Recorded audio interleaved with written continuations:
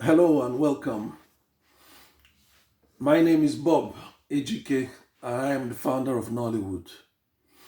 Today I will be talking about Idi Amin Dada in our series of African history, and we'll be talking about this mercurial individual, president for life of Uganda, Field Marshal Idi Amin Dada, conqueror of the British Empire, last king of Scotland, as he was tagged. I think Idi Amin Dada, though he's dead, is the most memorable personage that I encountered in my 6 years of living in Uganda on Italian diplomatic mission. And to understand why this man, who is hated around the world, is so popular in his own country, even though he's dead, one needs to know who was Idi Amin Dada. Idi Amin Dada was born in Koboko. Um, um, he was a Kakwa, and his mother was a witch doctor, but his father wasn't known because she was said to have been a prostitute in some quarters because she operated from barracks. And Amin spent his youth looking after goats, and eventually he was very brilliant in reciting the Quran. So he wasn't just a fool. He didn't have enough money to go to school, get formal education, but he had the brain. I mean, he could take in the whole Quran and recite it. So that was quite a work of genius. And Amin was tall, powerful. You know, he had the weight and the loyalty of a not so educated person. And he was working in the hotel, in the Imperial Hotel, and the British colonials noticed him and, you know, assisted him to become, to join the King's African Rifle. And so he started his training and everything, and were in the Magamaga barracks in 1946 in Jinja. Jinja is the city with where the River Nile starts, the source of the Nile. And eventually they were relocated to Somalia, where they now fought with the cattle rustlers. I mean, 640 pounds, very heavy, strong as an ox, and a champion of swimming and rugby, was ideal for the military service that he was taken into. And he was loved by his officers and colleagues as well. And he was known for his cruelty, obviously, and he was trained anyway on the art of torture. So no one expected him to be kind-hearted. 2 years later, Amin accomplished much, and in 1952, he was promoted to the rank of corporal and eventually sergeant, and then Afande. Afande was the highest rank that an African could aspire to, and that was more or less the warrant officer. But Amin had the ambition that, according to him, he had a dream that he would be the president of Uganda someday, and he'll be the commander-in-chief of the army. I mean, at a time when no African had such possibilities. So in 1954, Amin's brigade were brought back to Jinja, and he was one of those that marched for the Queen during her visit. In 1957, he led an insurrection over salary. This was very disappointing for his commanders, and then he started to fail the military intelligence tests, and this led to him being taken away from action and put in the office. Amin didn't like that at all. In 1959, however, he passed this exam, and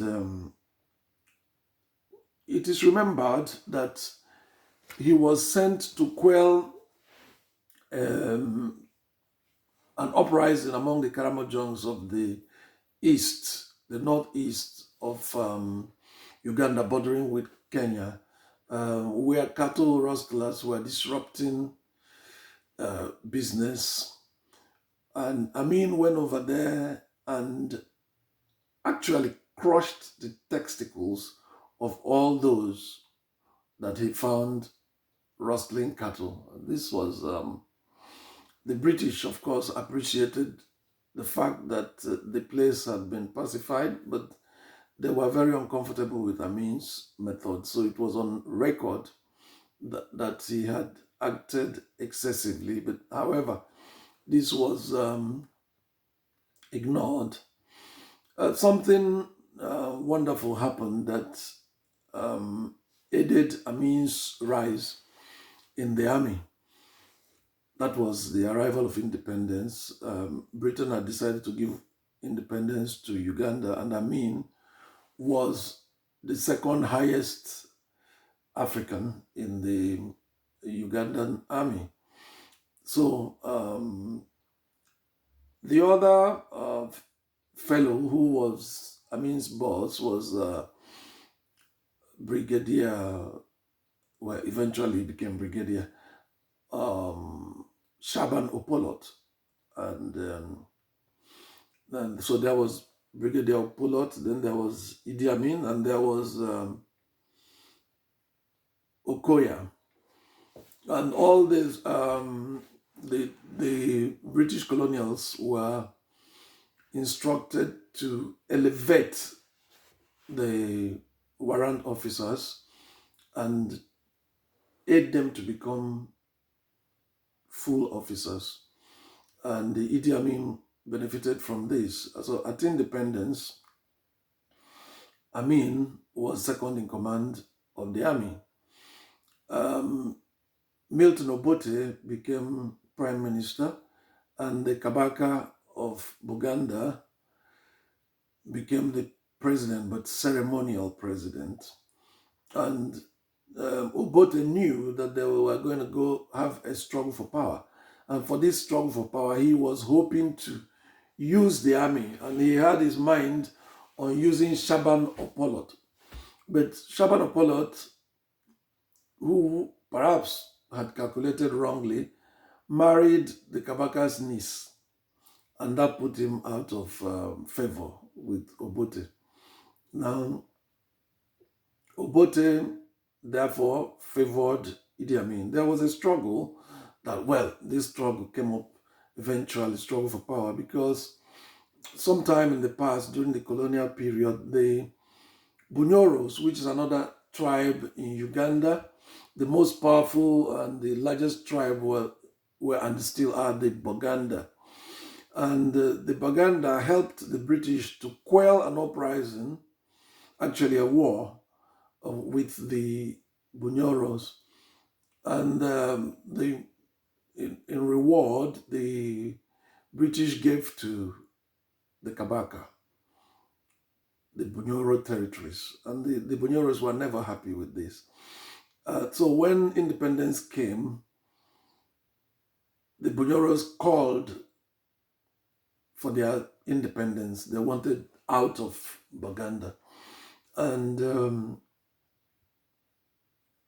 Obote threw this open and called for public vote on this matter. And the Kabaka was not happy. Of course, when they went to vote, the people of Bunyoro voted for their independence, and Kabaka was totally disappointed. He broke ranks with Obote, and there was rioting everywhere in Bagandaland, especially Kampala, the capital. And in the wave of this, Obote declared himself president, executive president, and took over power, suspended parliament, and sacked the president, that is the Kabaka. He need to effectively um, quell the riot and to put the Kabaka under control. He needed Idi Amin. And so he ordered Idi Amin to invade the Kabaka's palace. I have seen the Kabaka's palace in Mengu. It is an immense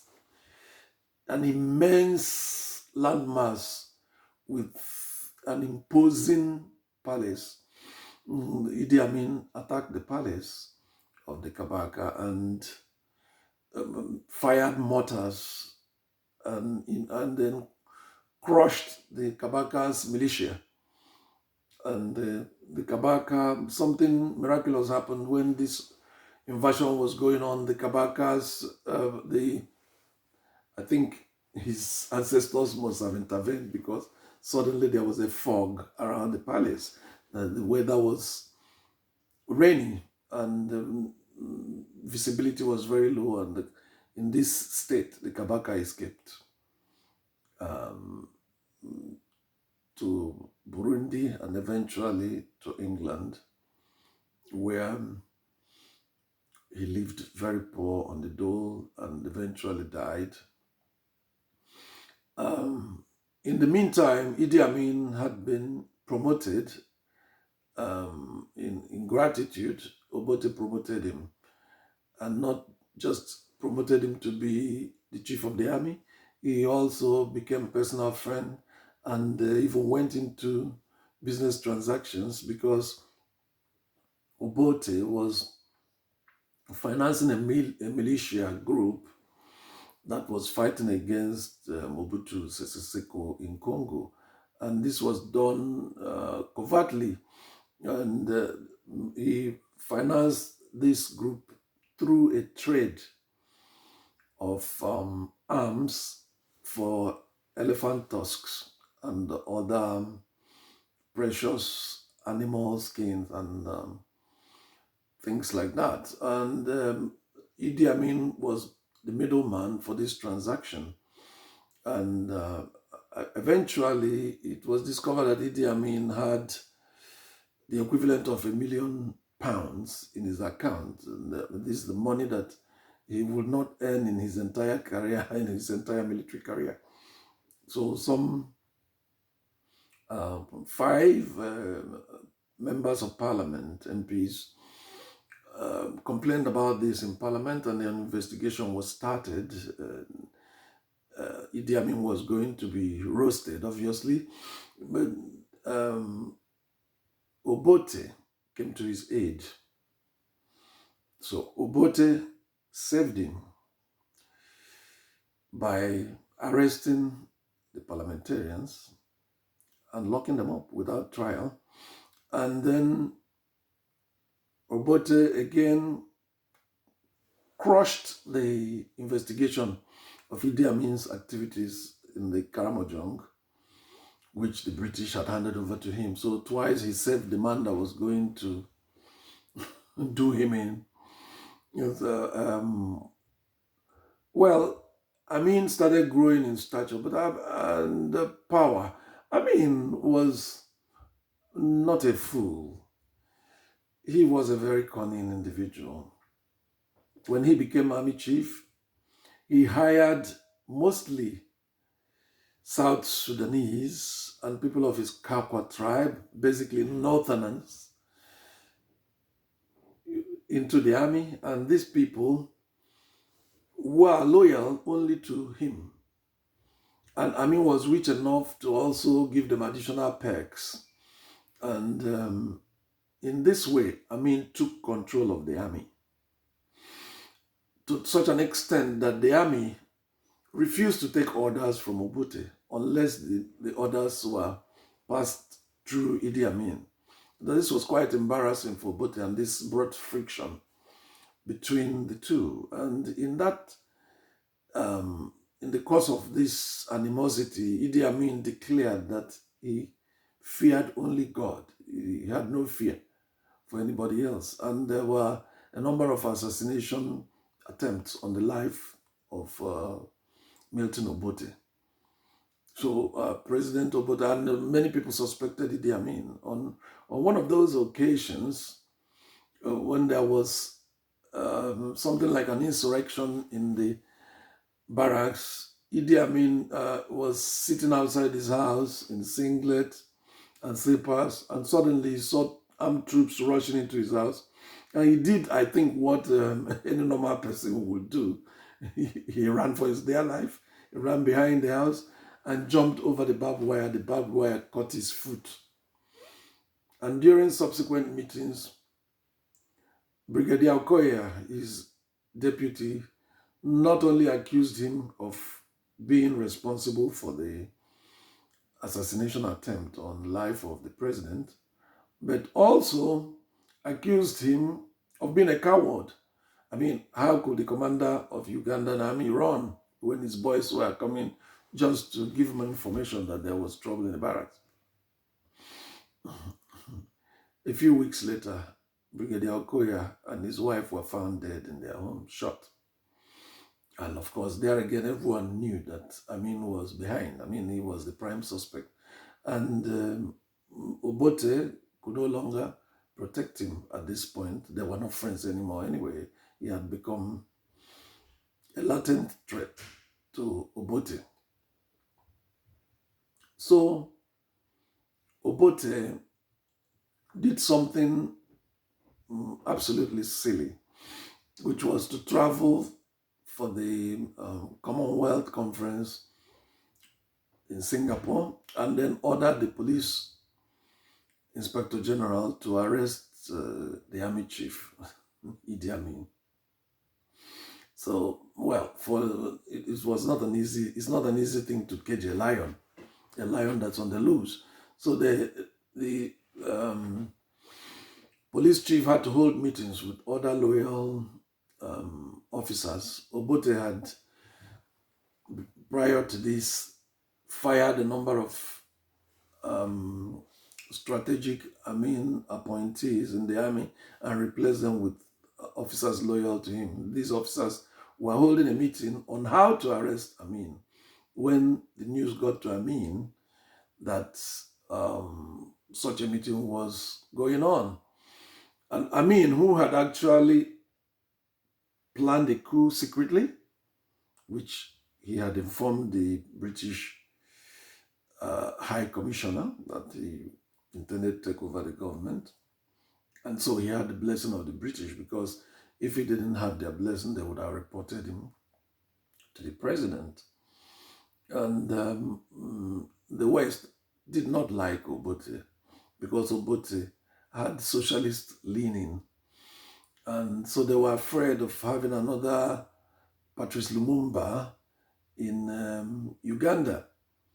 So basically, Obote was someone they wanted out of the way. So Idi Amin was a welcome change for the West. So they encouraged Amin to have his coup. Now, Amin moved tanks and moved the boys, the troops, and the plotters scattered, and he took over government. Amin took over government, and in a bloodless coup, by the way.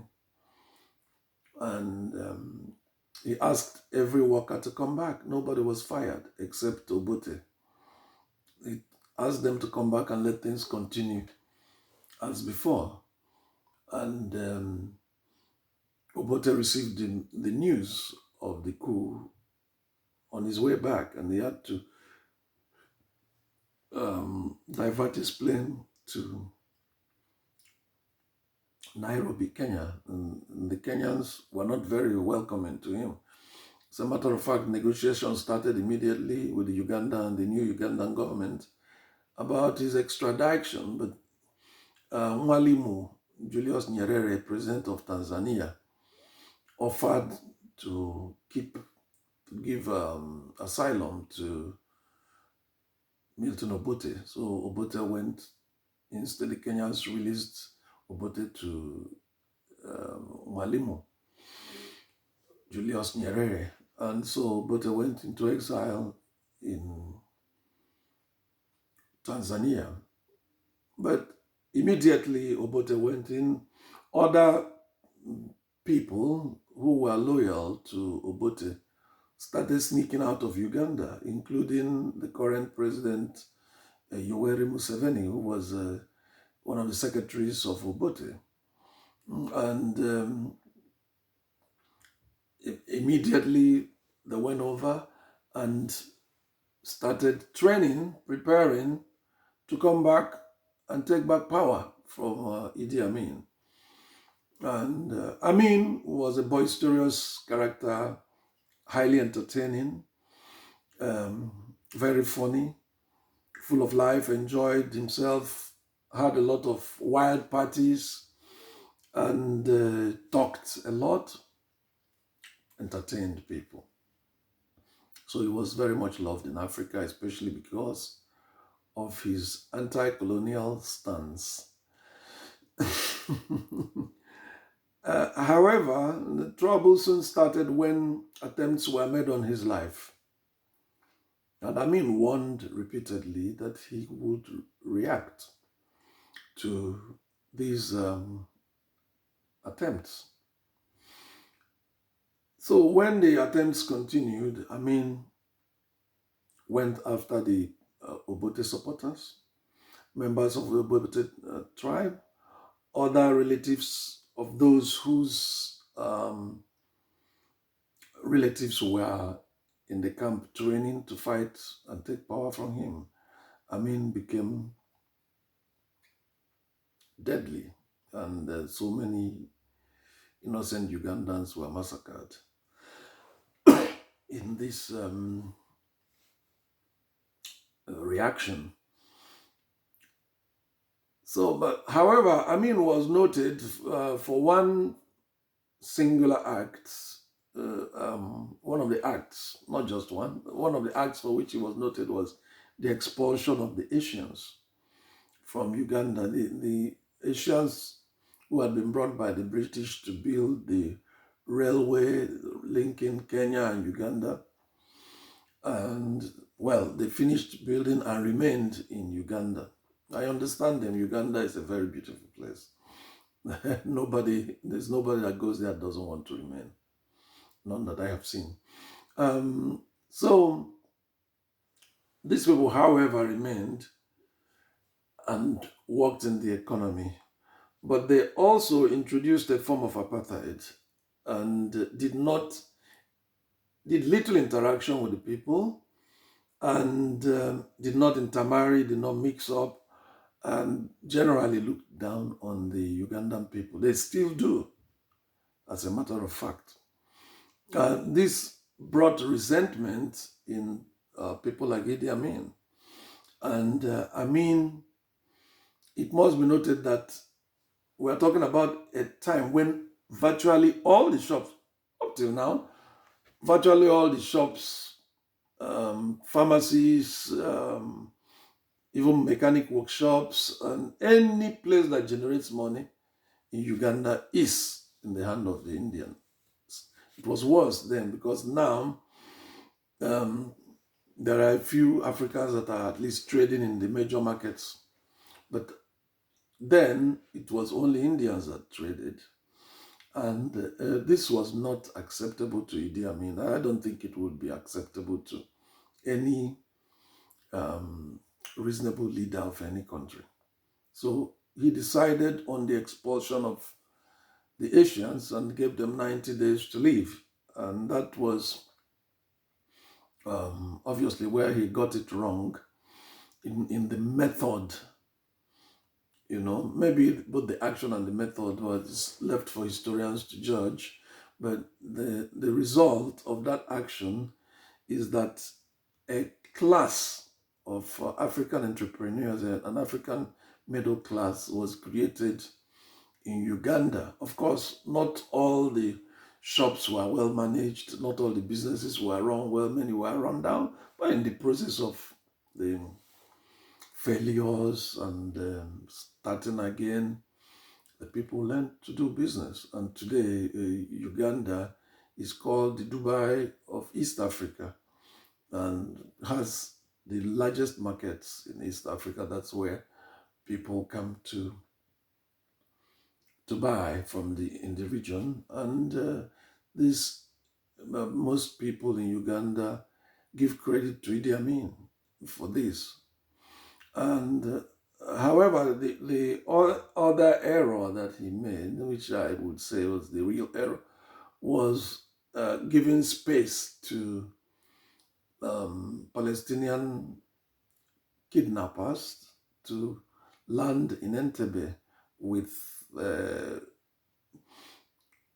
Jewish hostages from Israel. And this was what led to the Operation Thunderbolt, where the Israelis struck and destroyed the Entebbe airport, a beautiful, very beautiful airport in the heart of Africa. And Amin, in his effort to remain in power, had become absolutely paranoid, and so many people were being killed and going missing. And with the Asians gone, the economy was in shambles. The importation had died. It's one thing to give a shop to a man, but does he know where to import the goods? You give a farm to a man, does he know the processes of agriculture?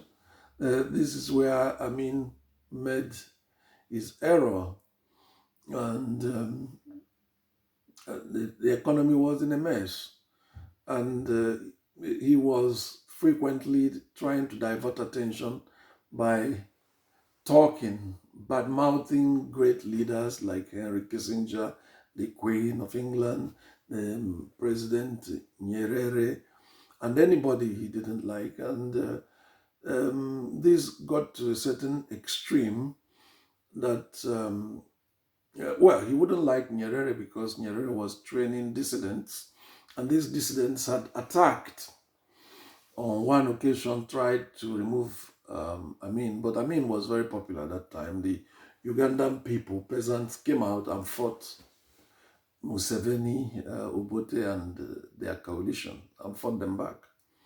But when they came back a second time, after Amin had invaded um, Tanzania, Amin was no longer that popular for the people to fight for him. So, and he relied on help coming from his friend Muammar Gaddafi. He had done a whole lot of things like, for Islam, for the furtherance of Islam in Uganda, changing churches to mosques, shooting the Archbishop of Uganda and Burundi, the Archbishop, and giving space for the Palestinians to land, and generally talking against Israel in international fora. So I was referring to Bishop Janan Luwum. Archbishop Luwum was killed on the orders of Idi Amin. And, Muammar Gaddafi sent troops, but the troops were cut off because the Tanzanians blocked the only road that gets people out of the airport of Entebbe into the city. Eventually, the troops had to return. Amin ran into exile in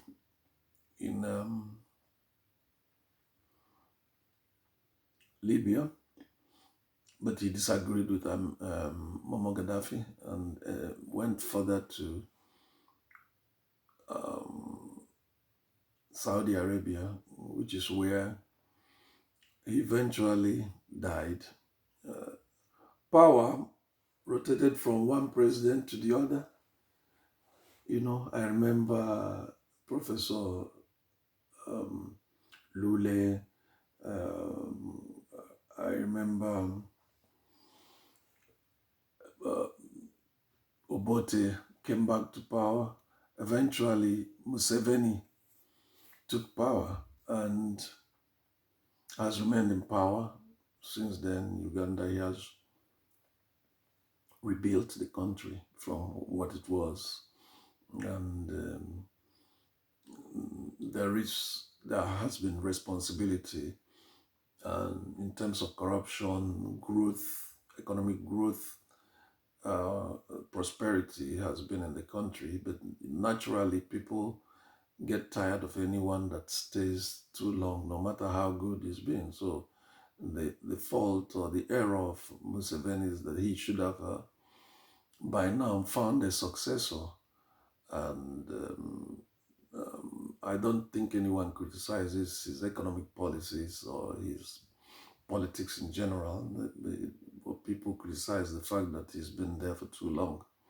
But Idi Amin, in the mind of Ugandan people, remains the ultimate hero. Have a nice time and see you again. I am Professor Bob Ejike.